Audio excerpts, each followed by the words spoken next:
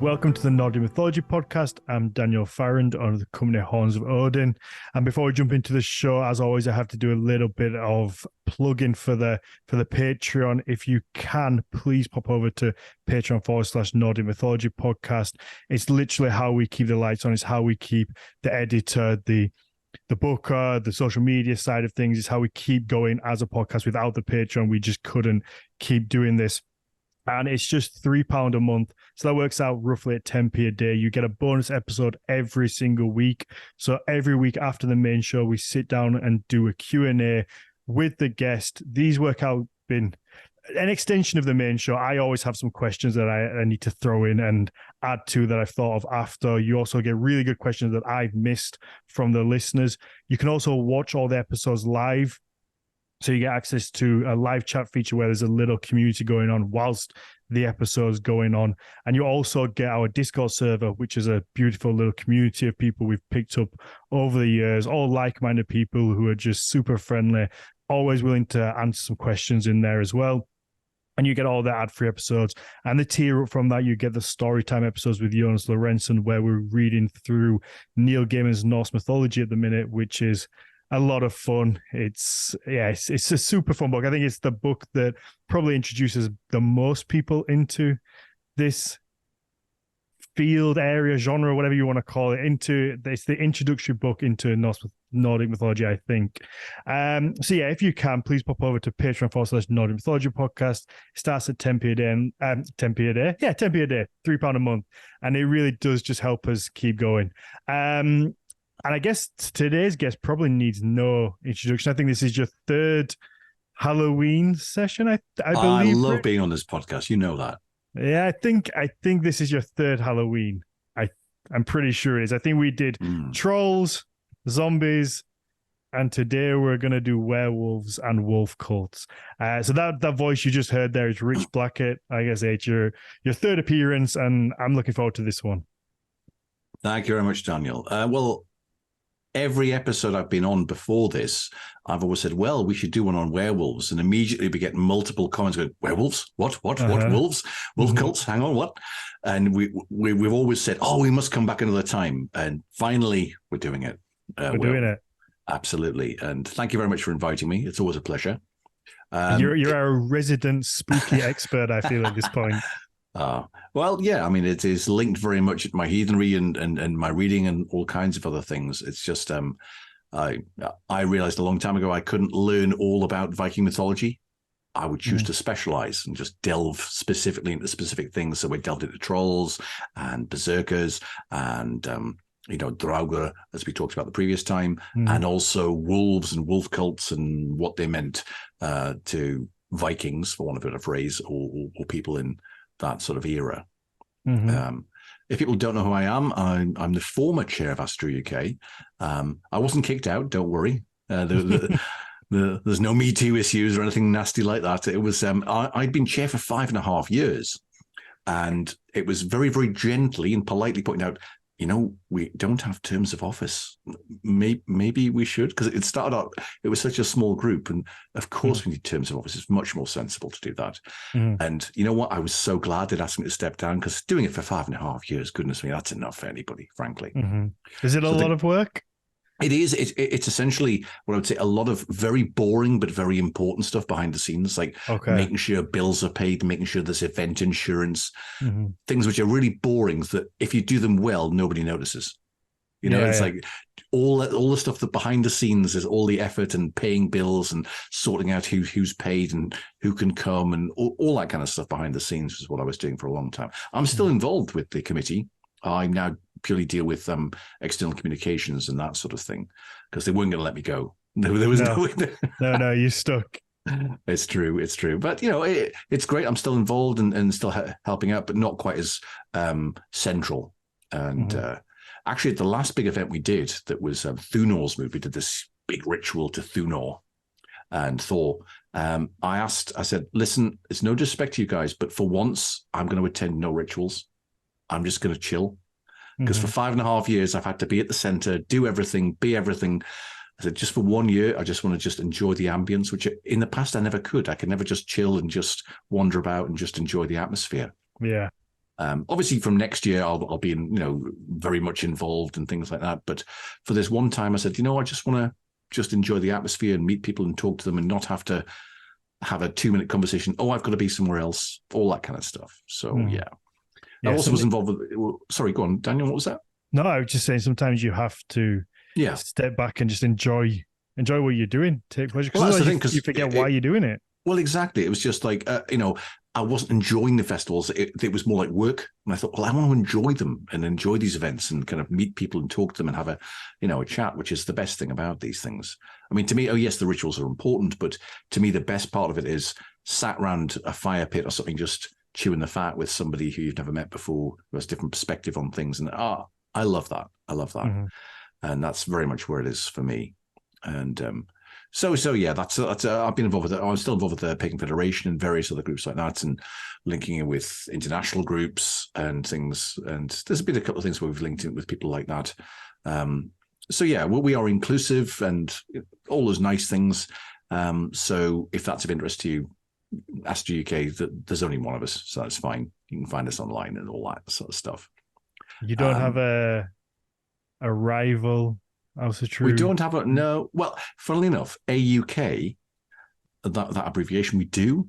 It's not a heathen group. It's actually Aurora UK, people who are really into the Aurora Borealis. And I'm like, well, that's fine. That's, I love the Aurora. That's great. Those people can do whatever they like. That's great. Mm-hmm. Love it. No problem. Those slippery bastards have evaded my eyes. No criticism at all. Because if they're just into the Aurora and they're not heathens or whatever they're doing, love it. Great. Oh, I'm in the Aurora. I wasn't meaning the people. I meant I've been trying to see the Aurora for so many years now, and every time I'm up in that area, it's just not quite the right. You need to come to the north of England, Northumbria. We have the dark sky area up here. Okay. Literally, as in it's internationally recognized, so much so that Brian May is looking to buy a house up here. Oh, really? I love Brian May. Well, because my dad heard about it. I said, why is Brian May looking to buy a house in Northumberland? I said, well, it's because the dark sky. If you're really into astronomy, that is the place to be. Mm-hmm.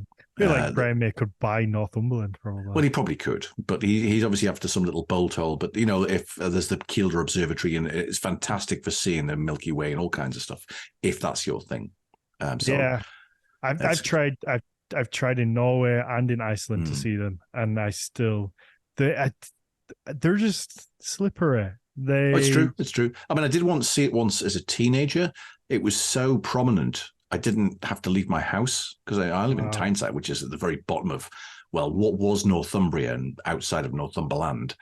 And I could literally just see it out of, the patio windows of our house at the time.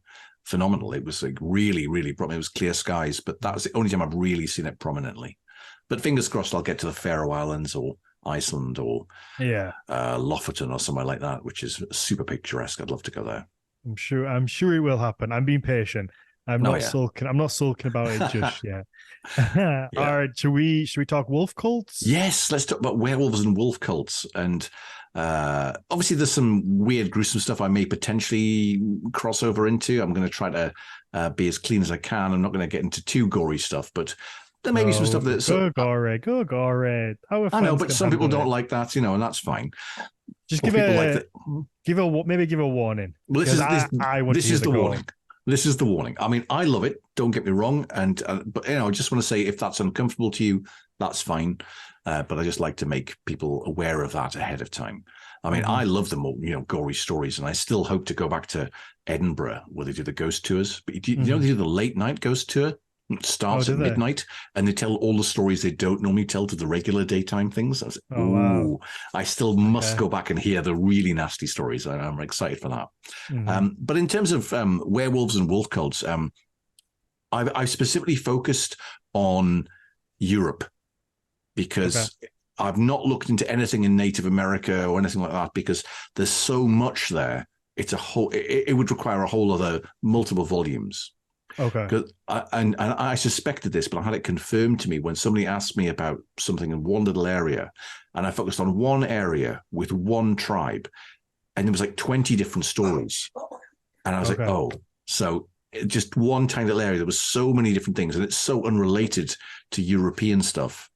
Mhm. Hopefully there'll be some, Native American academic who'll write like, the ultimate tome, and I can just buy it. That's what I'm hoping. Because Mhm. maybe there'll be something like that. But that's what I'm hoping for anyway. Okay. But the Native American stuff is really interesting. Unfortunately, most of the research that was done into it was, should we say, 19th century, so needs to be approached with caution. Okay. Yeah. It might be Right. good, but yeah, that's fine. Okay. But in terms of like European stuff, it goes into deep, deep time. Mhm. I mean, we're talking 40,000 BC. I was going to say, do we know the origin of the werewolf? There's speculation is what we can start with. Speculation, right? So humans and dogs / wolves have been around for a very long time. There's as cave paintings in the Sahara when it was, from obviously taken from when it was covered in things, where you can see paintings of men hunting with a dog or a wolf or something. So it is obviously deep, deep into the time of humans. And there's paintings that are sort of about 20, 30,000 years old in France that clearly show a painting of a wolf. Why they painted it, we don't know, but it's certainly there. And so clearly humans and wolves have coexisted for a very long time. And the blurring line between wolves and dogs is hard to define. So that's, if you've seen the movie, I think it's called Alpha, about like the guy who it's like a fantasy, but it's about somebody, the first guy to sort of like get a wolf into like a primitive Neolithic tribe. It's a pretty good watch. But you can see that it was brought into the wolves just hanging around by early humans and things like that, and they feed them a bit and they help them hunt and so on. But the crossover, I heard that it was to do with keeping other predators away or could alerting for predators. I feel. Yeah, could be. I know that even now in places in the Middle East, in the desert areas, they have this semi-friendly relationship with wild wolves. They're not tame, and they know that they will keep away other predators, so they leave a bit of meat out for them and things like that. So the wolves are they're still wild. They're not pets. So that's, you can see it there that people, I think, will finding a solution. Well, if we have these wolves running around, as long as we don't mess with them, they won't mess with us. Yeah, they're happy to get food. Yeah. Well, the concept of wolves always attacking humans is not really a thing. No. They were seen as, should we say, predators in terms of crops or unattended livestock, that kind of thing, but not constantly attacking humans. That's not really true. But they were still thought of in the same way we think of rats. They're not going to kill us, but they're going to be a problem. Okay. That kind of thing. And obviously in the Middle Ages, they were seriously considered a problem to do with livestock because livestock was money. But the real big sort of first marker we can find in the geological record is a place called Krasnosemarsko in what is modern day Ukraine, where they found this grave site of thousands and thousands of, but hundreds of dogs killed. Now, clearly killed for some kind of ritual purpose. What that was, we don't know. But you can read the paper on that by David Anthony and Dorcas Brown. And David Anthony's written a really interesting book called Horse, the Wheel, and Language that I highly recommend. It's a bit heavy going, but it's really worth looking at.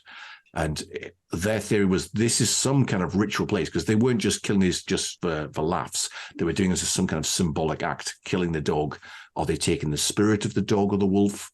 Hard to know because they had no written language at the time.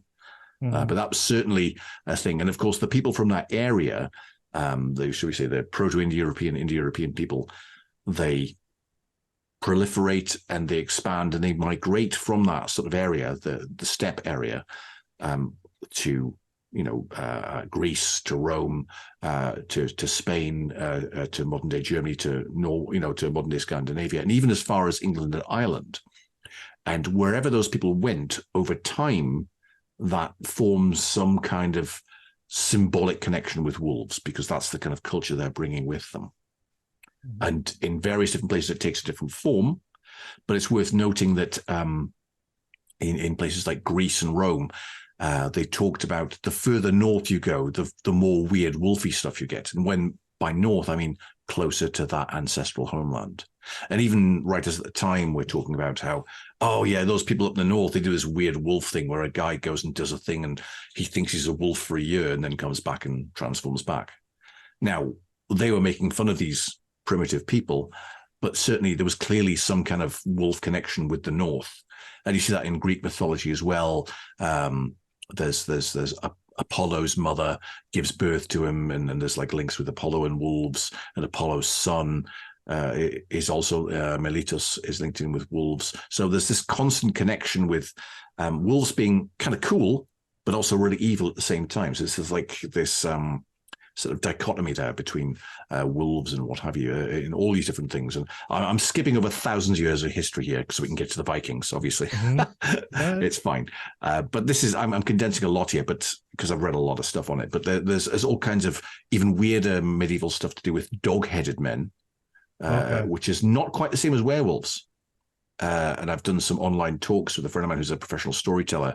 I found some very unusual stories about Christian werewolves who literally went beast mode and killed a bunch of people and all that kind of some very unusual stories there.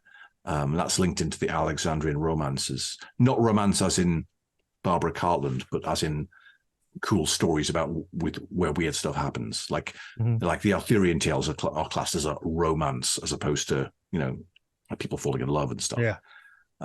So that's the kind of broad background to this. And wherever somebody's mentioned Romulus and Remus. Well, Romulus and Remus, very, very quickly there.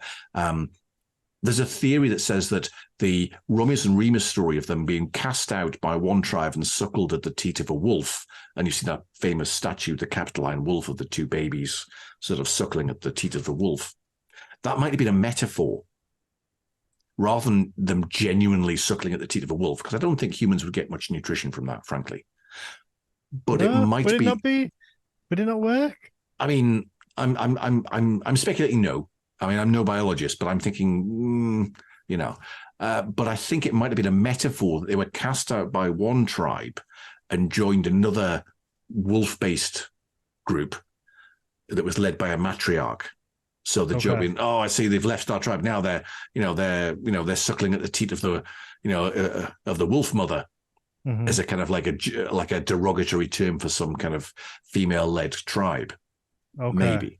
So that was that. But again, the Romans liked their whole wolf culture. I mean, there's a whole bunch of stuff I found on Lupercalia, which even the Romans thought was old and weird in their time. And Lupercalia was not just one day; it was essentially like the Roman Halloween. But it lasted a month. There was all kinds of wild and weird, like festivals and stuff, which were so popular. They continued into the Christian era until a bishop and a pope went, this is not.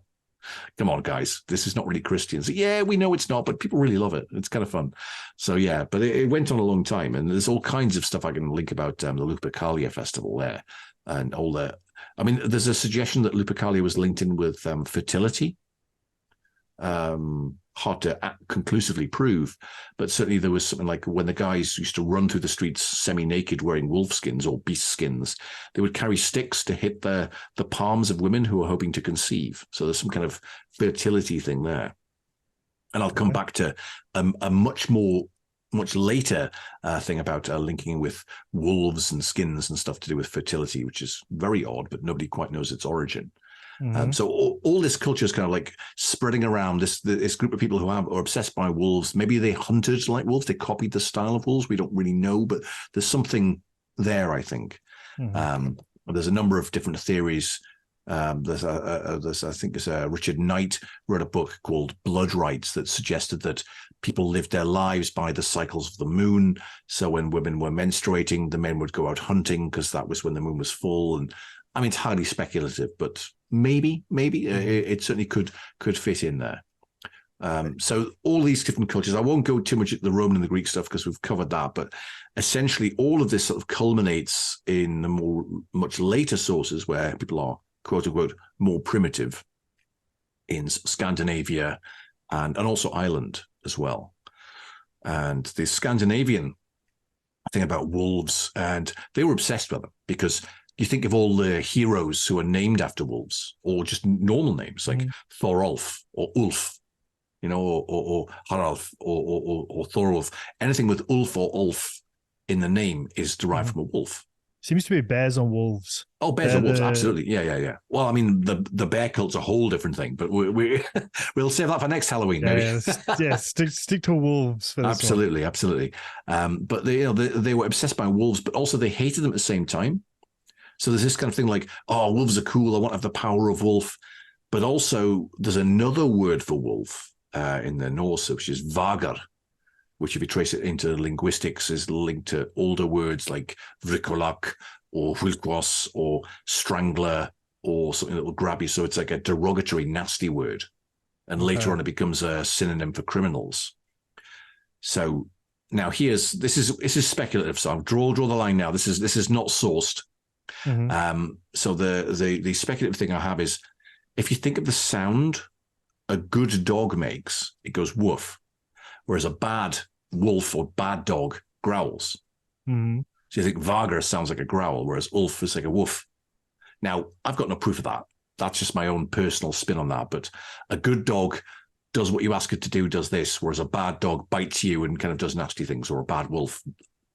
It's tenuous, I admit that, but that's the two sides of that thing going on there, because there were so many people named after wolves and they talked about wolf power and all kinds of things, but also they hated them at the same time. So it's that kind of, well, did you like them, did you not? Because Odin has wolves, and if they're hated, he wouldn't have them.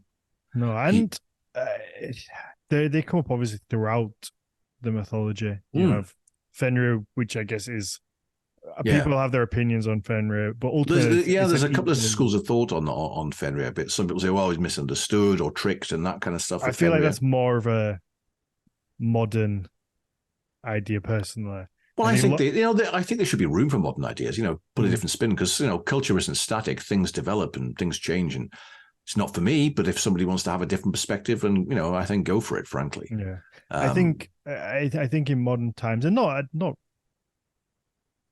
wrongly, I think a lot of people try to find good in things. Especially people love animals, people love dogs. It's a very sad story. Being bound.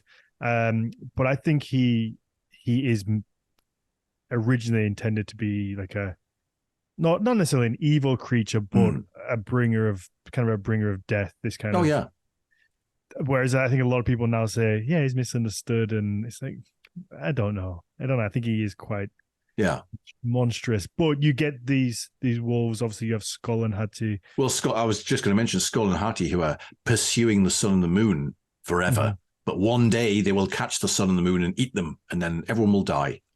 Yeah.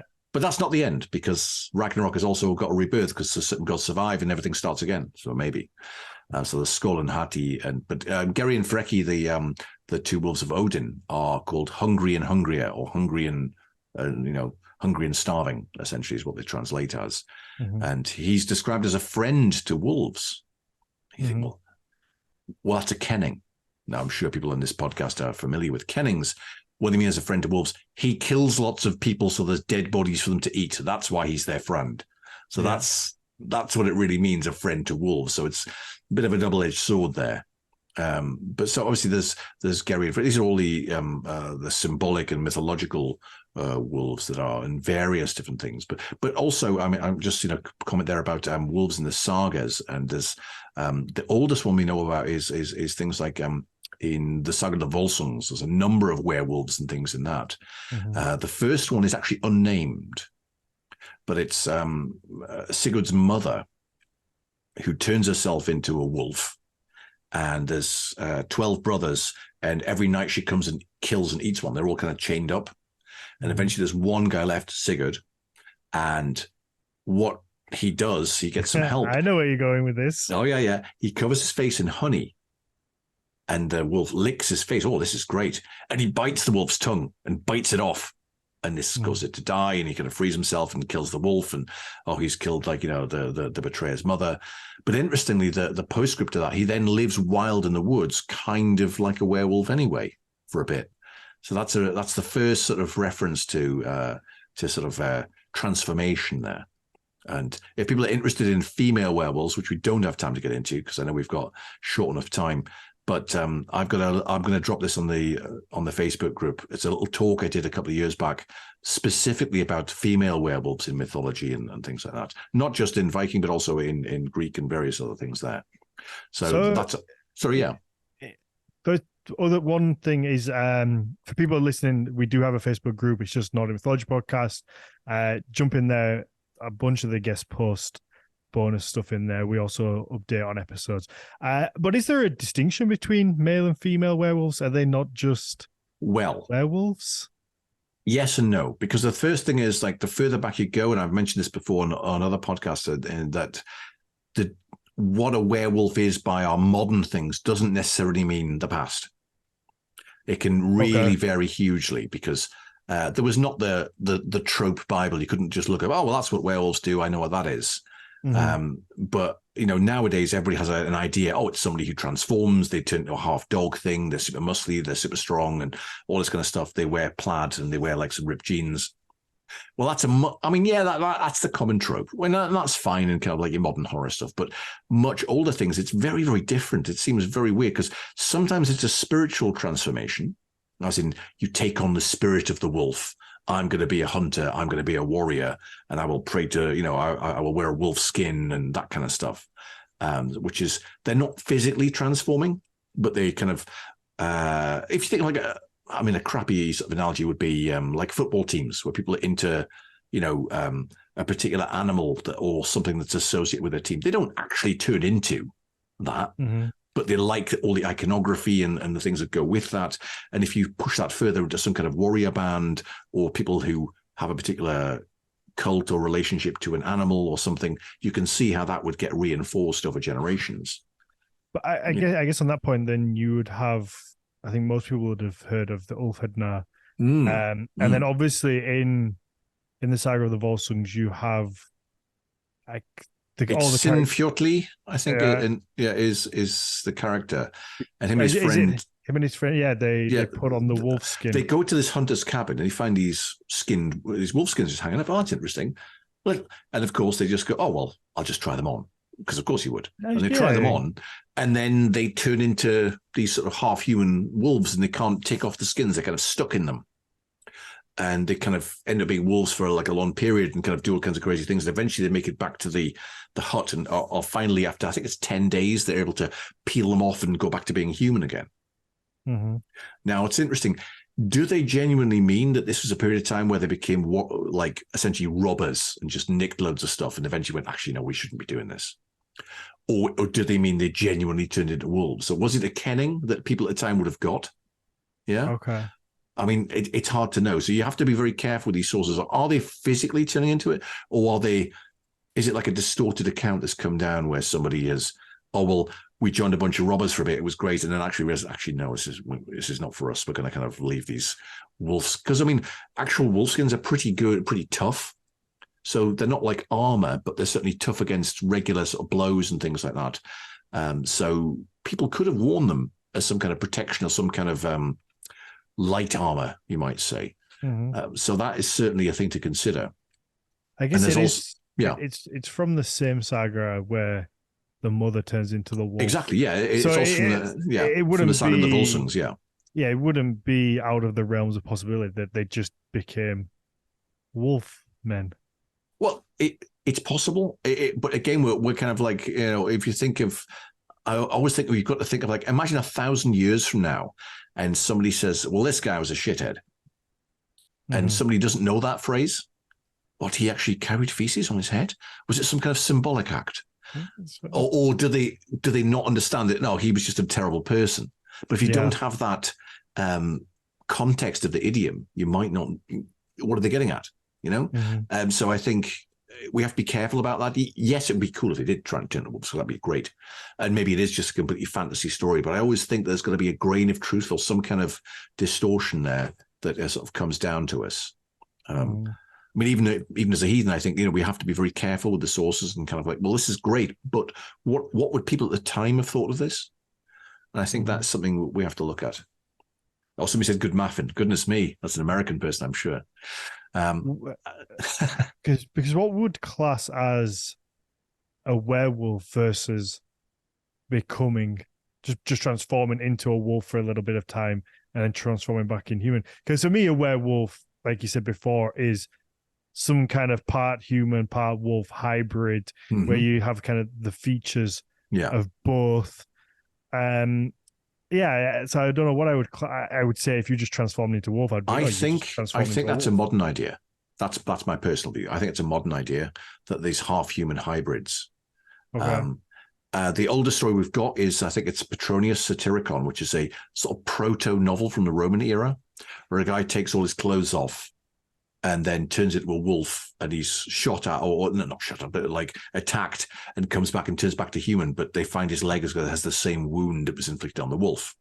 The full, take all your clothes off, you turn into a wolf, you do the thing, you come back. Is that like an actual wolf, not like a half well, yeah, it's wolf? an actual wolf. That's the thing. It's the person who turns into a thing, not like a halfway house thing. Yeah. But that is a novel, as opposed to this is a thing that happened. Mm-hmm. So there's also accounts of people being cursed because they don't do what a god says in like kind of in Greco-Roman mythology. Oh, will you be my lover? Well, no, I'm not into that. Right? Well, you're cursed. You're going to be a wolf and be hunted forever. Deal with that. Because the gods are petulant, certainly in that era. So there's that, certainly being cursed to be wolves. There's a similar thing in Irish mythology with the wolves of Ossory, where a priest is sheltering from a storm, and this person wearing a wolfskin turns up and says, "Can you give the last rites to my wife?" And the priest says, "Sorry, who are you? What's going on?" Says, "Oh, me and my wife were cursed to be werewolves forever." And he's like, "Well, clearly you're just an old man wearing a wolfskin. What's this about?" And he said, No. We, our whole tribe was cursed to be werewolves. Nothing we can do about it. And he's like, all right. Are you Christians? Yeah, we are. Yeah. But we're cursed. What are you going to do? And it's clearly just an old man and his wife wearing wolfskins. And is it meant to poke fun at the Irish? Was it a way of like the English writers making fun of these stupid primitive Irish people? Maybe. Or was it some kind of distorted version of some ancient Irish wolf cult that these were the last two survivors of? It's really hard to know. But certainly wolves are certainly linked into things like robbing and thievery. In Irish mythology, you talk about them to go wolfing. Okay. It literally was to just randomly raid, not necessarily kill people, but to go and nick stuff and just essentially ritualized gang warfare, that kind of stuff. Just a bunch of guys that, they've got some swords, just menace somebody and take their stuff. So that was it's literally in the Irish sources called, there's other things there as well. But to drag it back to the Norse stuff, to talk about the concept of the Ulfhednar and all that, and the berserkers, and possibly the Svinfylking as well. It's very hard to really know what was going on there. I'd like there to be a really cool source that says these Ulfhednar were taking magic mushrooms. They were 9 foot tall, covered in muscles, and invulnerable to blades. That'd be great. Unfortunately, that's probably not true. Mm-hmm. I wish it was, because that'd be great, But the likelihood was that the Ulfhednar were a combination of people who were good fighters. So instead of being a farmer 2/3 of the time and then a bit of sword fighting, somebody, a king, says, "You guys are great. Okay, I'm going to pay you. You'd have to be a farmer or a blacksmith or a fisherman. Just train all day and just be really, really good." So they would be exceptionally good. The equivalent of like a Premier League footballer playing somebody from like a pub league. They're playing the same game, but you're leagues ahead of them in terms of your skill and your ability, because you don't do anything else. You literally train all day as being a swordsman or a warrior. It's I guess it's like today, if you have a trained soldier versus somebody who maybe goes to the shooting range. Yeah, exactly. Maybe a couple of times a week. It's just a different thing. Yeah, you might be good with a gun at a shooting range, but it's a very different thing when it comes to pointing that at somebody and making a decision and having to be cool under pressure when somebody else is trying to shoot at you. They're just apples and oranges. They're just very different things, and being trained to be that person gives you a huge advantage. And there's an additional theory that says, as well as these super trained guys, there were people who essentially were suffering from what we would call PTSD. They've been involved in some kind of horrific act. They've seen a friend cut down beside them, and they can't cope with normal society anymore. They just can't cope with it. Mm-hmm. So we'll put you with these guys who do nothing but fight. Yeah, that's all you're good for now. So you're sort of traumatized in some way. So you get these people who are super trained fighters and people who just can't cope with. They just want to go and kill or just do something. So I would say I find things like that very fascinating. Because I wonder how they would have treated things like mental like illness. a mental illness. Yeah, Because obviously today we kind of understand a little sure. bit of PTSD. We know that it's from horrific things that have happened. It causes an effect. But I have no doubt, they were still humans. They still, as much as we glorify it today of this warrior culture, they go around hacking each other or whatever. That's kind of a modern lens that we put on it. They very much wouldn't have wanted to be around murder and death. Well, you think if somebody who's just like, he's not bad with a sword, and somebody raids his village and kills everyone, his wife and family and all his friends are all dead, and him two of his mates are all survive, that's going to have an effect on you. I think do you want to go back to having a family? Well, no, I can't cope. So go with these berserker dudes, and you either fight or survive, or you just want to just take revenge or whatever. So essentially you have some people who are super trained and some people who are, should we say, mentally unwell. I hate to use the word crazy, but essentially that would be, so you get a mixture of people like that, who are put at the front of, the battle, the toughest guys, but also the baddest bastards as well, who are just going to be absolutely crazy. And you're going to be like, these guys aren't even wearing armor. What the hell? And, they're going to, that's going to be terrifying. But then going to that mental illness side again, that could also come down to people who suffer with PTSD to the point of, I guess, suicidal. Oh yeah, absolutely, yeah. Where it's like I just don't care anymore. I'm not bothered. Absolutely. If I die in battle, so I'm not gonna wear. Exactly, I think that could be part of it, because if you think you've got those people who are a danger to themselves and others, well, we'll put those guys at the front, because we don't want them in the middle of, trying to form a shield wall or whatever. These guys are kind of, so put them right at the front, and just do something like that. Just, if you want to die in battle, well, great, but do that away from all the other people who would kind of like to stay alive. Yeah. So I think that, my take on that is that it was possibly part of it as well. But the thing is with the Ulfhednar, which they were being mythologized even at the time. They were being bigged up. It's like, oh, they were hyped up. Oh, these guys are amazing. Oh, they're unkillable. You can't even cut them. Now, I think that, to me personally, I think that's a kenning. It's not that you couldn't cut them, that their skin was invulnerable. I think they were so good with the sword, you couldn't get near them. In the same way, like somebody who's a good martial artist or a good boxer, I couldn't lay a hand on him. It's not that he was protected by a force field. It's just he's so good, you just can't even get near him because he's training all the time and you're just a dude. They're kind of untouchable. Yeah, you just can't get close to him. It's, well, like I say, it's like playing, if you're a pub league guy playing against like, Ronaldo. I mean, he's essentially playing the same game. He's just a man in a sports kit kicking a ball, but he's going to be past you in no time so quickly that you might as well just give up and go home. Yeah. It's going to be that level of difference, and that to me is, I think, is one theory. But there's another sort of bolt on to the whole Ulfhednar thing, which this is hypothesis, so this is not backed up by evidence. But the theory is that there was the three types of people, probably based on physical size, right? If you're a massive dude, like a big chunky fella, right? So you would be a berserker type. You'd have a big club. So no matter how heavily armored, if you're just like a massive dude, just batter people. No sophistication, but you're just like a massive dude. Then you have the people who are a bit more skilled, a bit more armor, but they move fast. You can run fast. So they're the kind of Ulfhednar. They kind of run like a pack, go diving at the middle of things, and they kind of all defend each other, that kind of thing.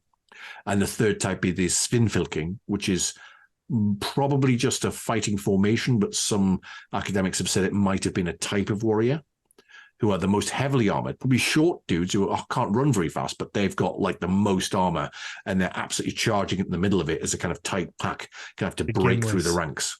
The Viking Gimlis. That's what basically, yeah. It's to do with body type as opposed to sort of skill, perhaps.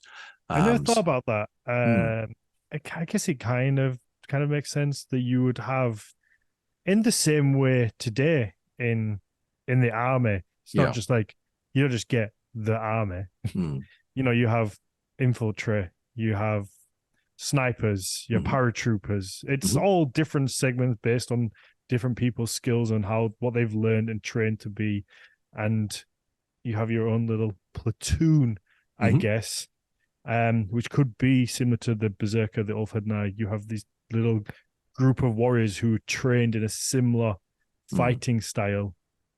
I mean, this is probably only in a very brief period, because this is when Harold Fairhair was, Harold Finehair was essentially uniting all these things and having massive armies. And he had the wealth to say, well, instead of just being a part-time guy, I'm going to take the maddest bastards who are like the toughest guys. I'm going to pay you money. You don't have to be a farmer or anything else. Just literally train to fight. I'm going to have you at the front and absolutely, go crazy and do that sort of thing.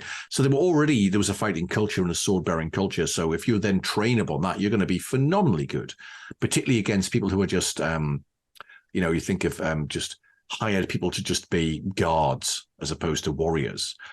So that's a whole different thing, which is why when some of those people go to Constantinople and join the Varangian Guard, they were phenomenally good compared to anybody else, because they've been holding a sword since they were little kids, compared to somebody who's just been, would you like to be a soldier? Okay, we'll give you 6 months training. As opposed to somebody who just loves to do it, who's done it his whole life, it's their whole culture, they're going to be a whole different thing. So they were did phenomenally. And also the fact coming from, Norway in some little hut somewhere, or a little hof, and you go to Constantinople, where there's wine by the barrel load and all the wine women in song, or probably men as well, goodness knows, that you want. And all you have to do is defend this thing and just kill a bunch of people when they tell you. And you can imagine being a Viking or a big Norse guy. That sounds amazing. So I just get to kill people and you keep giving me wine? Fantastic. So yeah, you can certainly see that. Yeah, I'm trying to put it into terms of myself, and I feel like, I just got a wood burner, so I started chopping wood with an axe, so I can swing an axe, which I guess possibly some people back then could have done if they had their homestead. They would be chopping wood. They would be doing, using tools. Yeah. If someone then came along and said, "We're now at war. You're the eldest son, or you're a fighting age. You now have to come and help fight." Yeah. It's the king's, the Jarl's orders. Off you go. I feel like, so if I was in that situation now and I went up to somebody who actually knew how to use a sword, I'd be fucked. I'd just swing it at them, and I know that they're just gonna parry it or move out of the way, and then they're just gonna stick me with the pointy end, and that's it. There is a suggestion, and this is again tenuous, but it has been reported in a couple of things, that they had some kind of thing that we would probably think of as a martial art. Maybe. Because the people who went to the Constantinople, the Varangian Guard, and those kind of people, there's a thing where they asked everybody to perform. And this, Hilda Roderick Ellis Davidson talks about this, and there's a bit where they describe the strange motions, and I forget what they don't call them, like Vikings, but of the Northmen who come in and demonstrate something, do these strange dances. And I wonder, the way that in martial arts you have a kata where you demonstrate all your fighting techniques? And I wonder whether it was something like that. This is them this is your practice routine. Impossible to truly know. But or they could just have been a dance troupe. No, but they were warriors. They were definitely warriors.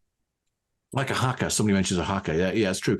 So that's a possibility. Again, we're into tenuous stuff, so I want to be clear that, because there's an awful lot of rubbish talked about Ulfhednar and Berserkers online, and I want to make it clear what the difference is between what we know and what would be cool if it was true. well, with the haka, that kind of warrior dance, we spoke with Roderick Dale. Love his stuff. Who knows everything about Berserkers, and that's one of his ideas. Is this idea that possibly the Berserker was a type of dance or warrior-like, because we see it in other cultures. It's not just New Zealand that have the haka. You have like Fiji, Samoa. They all have their own versions of this warrior dance in the Pacific Islands, and I have no doubt that would have kept in probably without even if you think of like changing of the guard with like the spinning of the rifles and standing in certain ways, that's related to military actions. It's not just like a dance. But if you didn't know about the military actions, you just think, well, what are these guys wearing red coats, like spinning stuff around and, but essentially it's a symbolic or representation of how you would act in the field. Mm-hmm.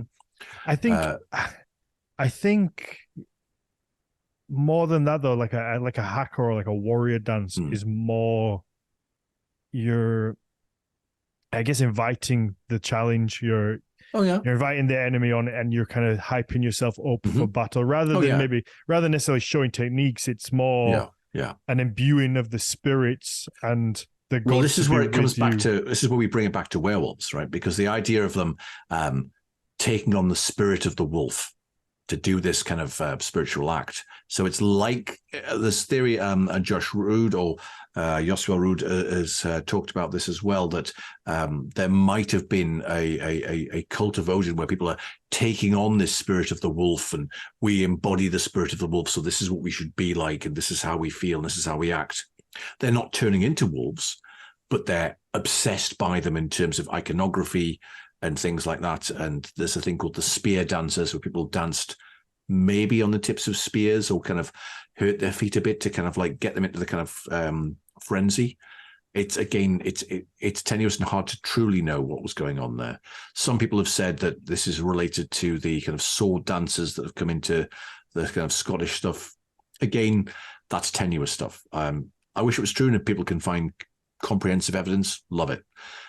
So there's that. But this idea of like the wolves being very much part of the warrior culture is huge, very much so. But also in the same way that you also got the word vagar, which was like outcast. You're a wolf and you're bad and you're cast out. Now, to say to be an outcast, you think, well, so what? You're just cast out. And what that means is essentially you've got no access to food, no access to shelter. Laws don't apply to you. Anybody can kill you and they won't even get prosecuted. That's a tough, that's a terrible thing to have, be cast out of your community. And the few people who survived that, being an outcast, were seen as like, how the hell did that guy survive? Being an outcast in Iceland in the winter? How did he survive? What the hell? That was why it was recorded in some of the sagas. Like, you're an outcast and you're still alive? How? That kind of thing. Mm-hmm. But we do have like a symbiotic relationship with dogs, but you do get, particularly, probably less so now because dogs are very domesticated now. I have Rocco, he's floating around here somewhere. He's just a soft little puddle of fluff and just loves cuddles, whereas he somewhere down his line descends from a wolf. All dogs descend from wolves at some point. So I think we have a much softer relationship with them now, whereas when we're still kind of going through that, and it is a domesticating phase where you have a good wolf, or I don't know what point a wolf becomes a dog. Someone smarter than me knows that. Yeah, it is a tricky thing because there's various debates as to when do wolves and dogs diverge. Yeah, exactly. But you have a good wolf and he behaves, you give it food. You have a bad wolf who steals the food or bites somebody or steals the crops, kills the cattle. Then you have to go and kill the wolf, because that's how domestication works. You kill the bad ones, you keep the good ones breed, and eventually you get chihuahuas in a roundabout way. That's certainly part of it. I mean, that's again, highly speculative, but it to me, it seems very likely that is how things could have evolved. And the idea of wolves and creatures evolving or behaving in certain ways and people aping that behavior is certainly deep in sort of Norse mythology or like Norse culture, because you see carvings of wolves and references to wolves, not just in the mythology, but also in people's names and places and all kinds of things. People talk about the wolf winter and so on. And you see that in medieval France, like the worst winter is called the wolf winter. So that's, the wolf being almost like an adjective to say, oh, well, this is really bad, or this is really intense. Let's add the word wolf to it. So that's certainly a thing. I was to say, I think that, you could have a multitude of situations where you have a wolf, you're quite close to it, you're domesticating it, you're in a a relation, some sort of Yeah. relationship between man and wolf. Yeah. And then the wolf just says it doesn't want to be a pet because Mm. they were in that kind of that stage, I guess, where they Yeah. are still wild animals. So you kind of have to kill it or Hmm. cast it out. If you're not able to kill it, he's going to cast Hmm. it out. And so I wonder if that's where this idea comes from of the outcast human becomes a wolf, because you, you kind of have to do that with the animals. You just Well, I think the outcast wolf thing, or the wolves being synonymous with outcasts and criminals, is a theory by an author from the 70s called Mary Roche Gerstein, who said that linking with language, that this might be a very ancient idea. Now, it's been, I won't say debunked, but this idea of them being like cast out and being bad and things that are on the fringe of society, that is very much an idea.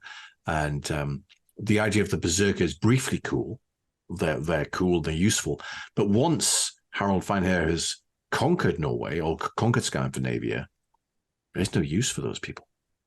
You're a kind of mad bastard warrior. Oh, you're a farmer? No, I haven't done farming in 10 years. Oh, do you do blacksmithing? Well, I haven't done that. And so you're now this highly trained, tough guy. And the ones who had any sense went to Constantinople and became Varangian Guard. The ones who didn't essentially became sort of like wandering problems. Mm-hmm. You see that in that kind of comedy series Norsemen, where this guy says, "Oh, I really like your house. I really like your wife. You've got lovely children. So I will challenge you to Holmgang. You're going to win." Well, yes, I'll kill you, and then I will take your wife and take your daughter, and this will be fine. And they became a problematic thing. So I think it was about 1100 AD, or maybe earlier than that. Being a berserker, wolf head now, or whatever, anything like that is banned, right? Okay. Because they're a problem. Because if you're just super tough guy who all he knows how to do is fight, then yeah, but there's no wars to fight anymore. Can you just not? And but so that becomes a problem. This whole kind of wolf cult stuff, though. Yeah, that's because I was speaking with Rebecca Merkelbach last week, and we spoke briefly on berserkers. Yeah, and she was saying how there you have this glorified idea of berserkers today, this warrior, this elite warrior. Yeah. And she was saying, and actually in a lot of sources, they're just shitheads. Oh yeah, true. There's a lot of abuse. They assault women. They're not awful. Yeah, they're not nice people. It's just that they've become glorified in. But I think you've got to remember that those sources that she's talking about are Christians looking back at this. This is pagan weird stuff. So anybody who's linked into that is going to be painted a certain way. But equally, if you're a relic of a certain era, you think of like during the post-war period in France, there were people who are like ex-military who got into like weird politics and stuff like that and started to rob banks, and because that was all they knew how to do. They knew how to handle guns, and they were just a problem. And you see that in various other things like that. So I think it was a mixture of people who were military people who could not adapt back into, well, now there's no more wars, please stop being a fighter. And so people were, well, no, I like killing people. It's good fun. I'm good at it. We see that today. Yeah, true. If you have a group of people that you train to be soldiers, whether it's elite warriors back in the Viking Age or today, and then you go, oh yeah, but we're not at war now, so off you go and work at the supermarket, go do a normal 9 to 5. I mean, some people can adjust to that. They kind of leave that behind. I know people who literally, they've served in the military in all kinds of ways, but literally they never talk about it. They say, well, that part of my life is now closed. But so other people, they cannot adapt back into that, and they have all kinds of problems. And that's where you get, military veterans being homeless and all kinds of problems when they come back. Yeah, there's a huge issue. It's a very serious problem. Yeah, sure. With military vets being able to reestablish themselves back into quote unquote normal life, and then not having the support there. And I assume, as little there isn't enough support now for veterans. But I mean, there's a bit more than there used to be, but it's still not great. But back in the Viking Age, I imagine it's nothing, non-existent. It's okay. Well, we don't need you to fight right now. We're at a time of peace. Yeah. So then I guess you become a mercenary. Well, those who had any smarts became a mercenary and kind of banded together and became a mercenary over and hired themselves out. But those who didn't have that, either money or access or whatever, they were just like wandering guys who were just really good at fighting with nothing else to do. So just like menace people, take their stuff. I'm trying to remember the I think it's in Egil's saga where he meets some berserkers, and they start to kind of like go into their berserk mode. They froth at the mouth and start to bite their shields. I think it's Egil's saga. And he goes, "Oh, you're biting your shields," and kicks the shield and knocks their teeth out and goes, "I'm having none of that," And because Egil's he's like a bigger, like a bad guy from like a higher league. He's come down to just being like, "Oh, you think you're tough? Oh, no, I'm Egil. I'm like, I'm ugly, and I killed a man when I was 5. You guys don't know anything." That kind of stuff. So essentially, they become figures of fun or just like regular bad guys in the sagas. They don't really sort of have any kind of coolness to them. So any kind of coolness is gone. It's the equivalent of like somebody being like, like a prog rocker from the 70s. Oh, in the 80s? No, you're not cool, mate. You're just, no, you're old hat. No one cares. Oh, and I've done this like 20-minute solo. No one cares. Sorry. That's it. And it's just like a cultural shift. And with the Christianity coming in, and they were just like seen as just like weird relics of a bygone age of, of paganism and killing, which we're all past that now. It's all about farming. I mean, you see that in the sagas as well. Like the sagas change from being just accounts of crazy people doing like mad things, like killing undead things, and suddenly it's all these sagas about, well, when this guy died, there was a big discussion about inheriting land, and then his daughter married this other guy, and then it was about inheriting this, and these long, tedious sagas about who inherited which bit of land and what this guy did to inherit this other bit of land, and incredibly tedious, but clearly very, very meaningful to the people at the time. So that kind of stuff, it's that is the kind of like the tail end of the berserker, the wolf cult. Yeah. And things like that. But we must mention, because I know time is fitting here, we must mention the were-whale. The were-whale? Okay. Yeah, I did promise this. I can't like mention that. And so this is in a later saga.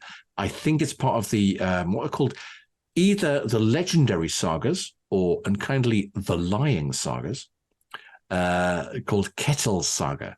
And there's a bit in it where somebody possesses a whale or sends a spirit into a whale to kind of like menace somebody.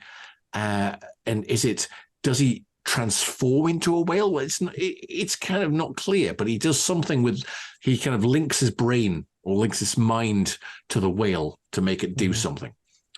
So that is the closest we have to a were-whale, as some kind of if you think of in Game of Thrones where somebody can link their brain to a raven and kind of see what's going on, it's that kind of concept of somebody becoming a were-whale. What does were mean? Okay, so were is an Anglo-Saxon word for human or man. Okay. It's not quite as exciting as it might sound. You think, oh, does it mean something? No, it just means man. Very literal. Yeah, very literal. Well, our ancestors were literal. There's kind of like a lot of terms for things are very, very blunt.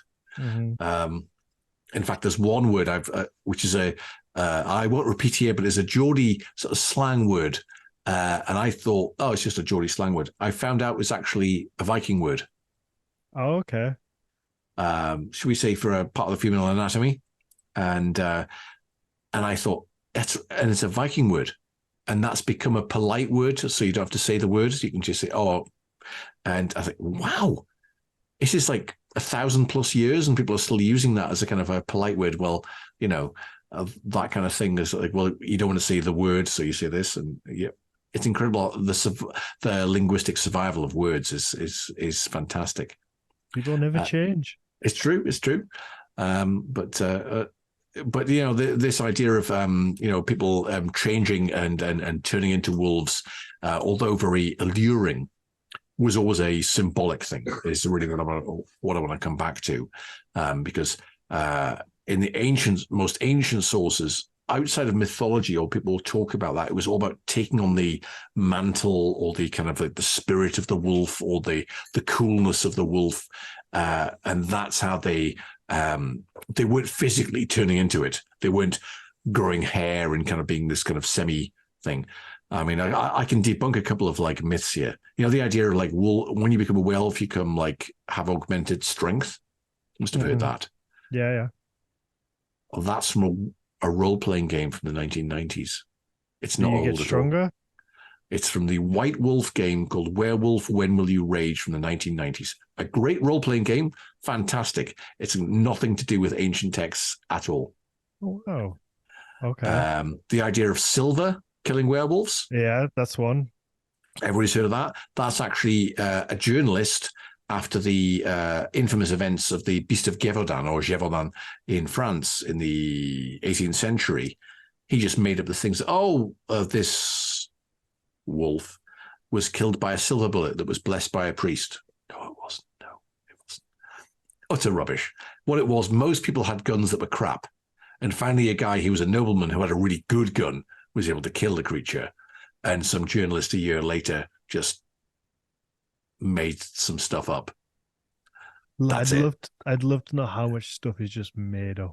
Well, I mean, all kinds of things are kind of, I mean, as I say, I have my collection of books here, and I have this notorious book. Werewolves. Right, by Elliot O'Donnell. The book's a terrific read. It's all utter bullshit, but it's a terrific read. And when I saw I had a copy that had the barcode over the eyes, I have to have it. And it has the old book smell. And essentially, he was a guy who used to write kind of books in the 30s. And even at the time, people said, this book is rubbish. None of this is true. He just literally fake law, just made up all kinds of rubbish. Like he talks about werewolf ice, that it cracks a certain way, and people in Norway talk about. No, he just made it up. There's nothing to do with that. The only source is his book. It's just absolute rubbish. But couldn't you argue that all folk tales and folklore? Well, yes, but he was literally just cutting it out of whole cloth. Literally everything in it is like, well, this story comes to me from somebody who sadly died on the Titanic, so I can't verify it. Oh, really, Elliot? Okay. I mean, people at the time, they said they want his books put in the fiction section of libraries. Please don't put this in the. This is just, if he'd been a fiction writer, he would have done better. Really, I think. So Elliot O'Donnell, his stuff is absolute nonsense, but a terrific read. I will say that. If you want a great little primer on werewolves, I would say Sabine Baring-Gould book, the Book of Werewolves. You can download it for free. There's various things on that. Absolutely fantastic read. Very short book, very dense, terrific read. It's all sourced, so that's at least references actual things that happened as opposed to just made up off the top of his head by Elliot O'Donnell. Wonderful. Okay, so to summarize, we don't really have half human, half wolf creatures from the Viking Age. We never did. They're a modern. I mean, that'd be a cool idea. If somebody can find a source, I'm absolutely willing to go with that. I'm not, like building a wall against that. But in all the research I've done, it all seems to be a spiritual transformation outside of certain types of mythology and things like that. Okay. That's my take on it. And don't get me wrong, I think the ideas are cool, but to say that people were literally physically turning into werewolves, I mean, I'm not. Yeah, bit sus.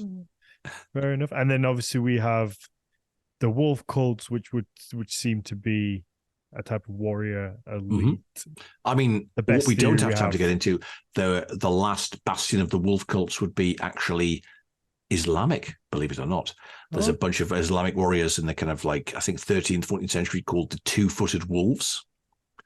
That's in the sort of like the Near East. There's also very werewolf, eh? It does, doesn't it? But they were just like really fearsome warriors, but that was the name they were called. And there's the Vratyas in the early Vedic period there. And there's all kinds of other unusual things that they get. In Africa, you tend to get werewolves. You tend to get people called leopard men. People who are like part leopard. And so it gives to kind of shift and change in different sort of cultural things. There's even like a concept of the Jewish werewolf, which again is a whole different thing again. The particular king who was cursed and lived as a beast for a year and a day or something like that. Really interesting. was he really living as a beast, or was it he taking the guilt of the tribe to kind of like taking it upon himself to kind of take the sin and kind of like, I will live in absolute filth, so I will take the sin away, so it's on me, not anybody else. That could have been it. Mm-hmm. That's the book of Nebuchadnezzar. So there's all kinds of very, very unusual things. It does make complete sense that people would attach themselves to different ferocious animals, because especially, you know, today we're so detached from it. We live in our nice houses, towns, villages, and for the most part, most people don't have to worry about wild animals just coming and eating your pets or your children, or you at the worst case scenario. You know, we just don't have to worry about that. So we don't have the predators around that would have been throughout human history. So it makes sense back then why, if you wanted to be an elite warrior, you would look at these predatorial animals in a favorable light and be like, I'm like that. This thing that can move extremely fast, has ferocious teeth, has no kind of... Well, runs as a pack. Well, like a pack of guys who are like really tough. We're all going to attack together. That kind of, we want to copy their style. In the same way, like certain martial arts styles, they, copy the actions of certain animals and that kind of thing, that kind of concept. The one thing I do want to mention is the whole concept of Viking warriors taking psychedelics or psychoactives, which is a cool idea, but essentially based on nothing at all. There was some reverend back in the not Middle Ages, sort of the 18th century, just wrote this article saying, I reckon they did, based on nothing. And loads of people just like repeated that. No, people still fucking repeat it. It's frustrating. I've heard two different things, interesting interpretations of that. One was they might have taken magic mushrooms or some kind of psychoactives after a battle to kind of decompress and kind of deal with the trauma of what they've been through, maybe. And that's tenuous. There's that. One theory which I have not confirmed, so this is really off into the realms of hypothesis, was that there's a theory about something called soma that was some kind of chemical mixture which made you almost super sane in a sense. You didn't have any fear and it made you super calm.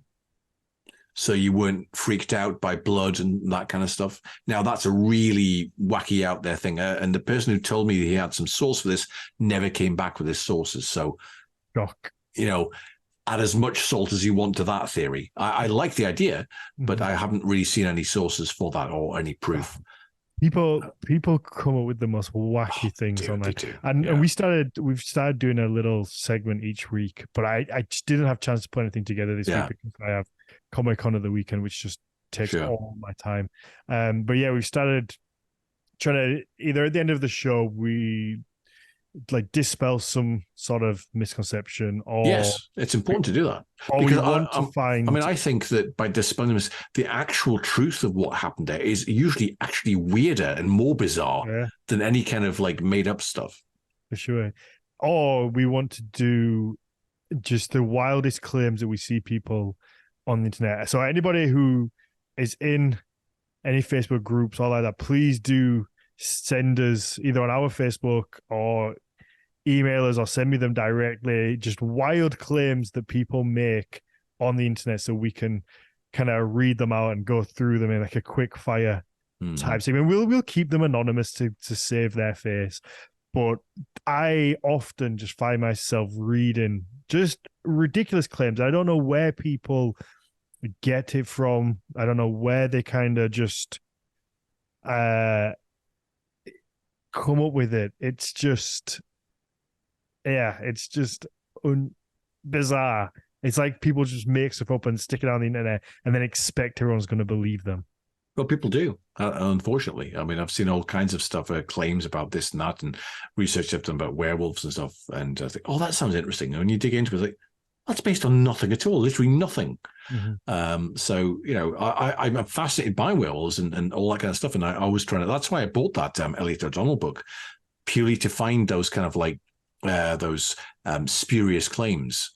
But I think when you dig into the actual sources, the actual books, It's much wilder and weirder than any of those kind of made up things. There are all kinds of unusual things you could discover.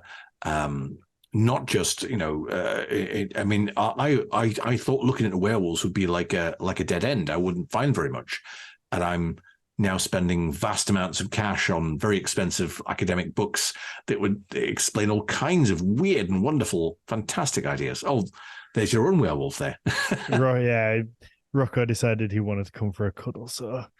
Well, as we're drawing to a close now, Dan, do you want me to rattle through some books for you to recommend to people? Absolutely, please do. Okay, so I'm putting the Elliot O'Donnell to one side. If you're interested in the Greek stuff, recommend this by Daniel E. Gershenson called Apollo the Wolf God. It's a great book. And also includes a thing at the back called The Trial of Old Theus. That's a guy in Livonia, modern-day Sweden, who was accused of being a werewolf. And when he went to trial, he said, well, yes, I am, but I'm one of the good werewolves. And the judge was like, sorry, what? Said, well, what happens is I put the special belt on, and then I go down to hell and fight Satan and all his demons. And then I come back to earth, and that's fine. And they went, well, no, you're clearly just a Satanist. And they exiled him. They didn't execute him, but that's the thing that happened there. That's an interesting one. Highly recommended. The other one here is a more recent one, is Wolves in Beowulf and Other Old English Texts by Elizabeth Marshall. Highly recommended that one. Newish book. A bit pricey, but pretty good book. Lots of heavily sourced stuff. Now, you talked about wolves being out in the wilderness, and the concept of wilderness was a big thing because people felt that the laws of God and reality didn't quite apply.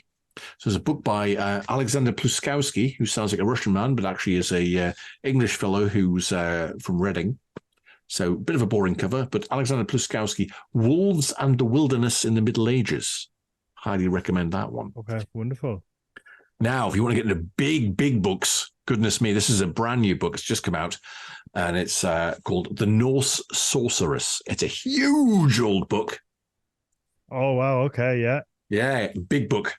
I pre-ordered it. It was a bit cheaper, but it does have a chapter by Alexander Pluskowski, which I highly recommend, talking about wolves and things like that. So, it's called Conjuring Canids, Wolves and Dogs in Viking Age Sorcery. Pretty tasty stuff there. And Beast of Gévaudan. Nobody knows what it was. Was it a wolf? Was it a female lioness? Nobody knows. There's some theories there.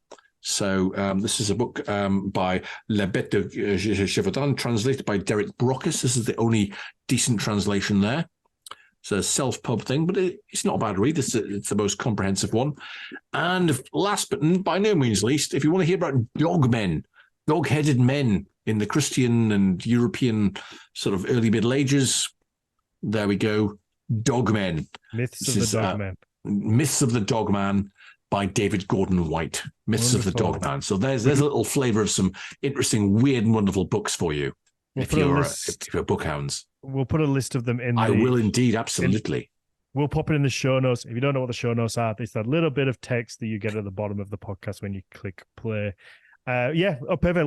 Let's wrap this up and do a quick Q&A after the show. Do you have anything you want to plug? In terms of plug, I would like to plug the event we're doing next August, which will be Hellsmoot. We're doing a big event to the goddess Hell.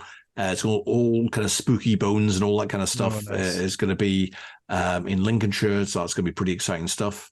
Again, we have a nice, safe environment, have some decent security and stuff like that. So it's great for kids and families. And also, if you've got a partner who's heathen or you're not heathen, that's fine. So we have people who come who have no interest in this at all, but they like to go camping. One year we had a guy who was Christian who came. Oh, nice. And he said, like, oh, why have you come? He said, well, I've been camping with Christians. It's really boring. You guys are going. So he didn't take part in any of the rituals, fine, but he was respectful, and it was just much more fun to chill with us. So that's fine. So we try to be convivial, and so it should be pretty good.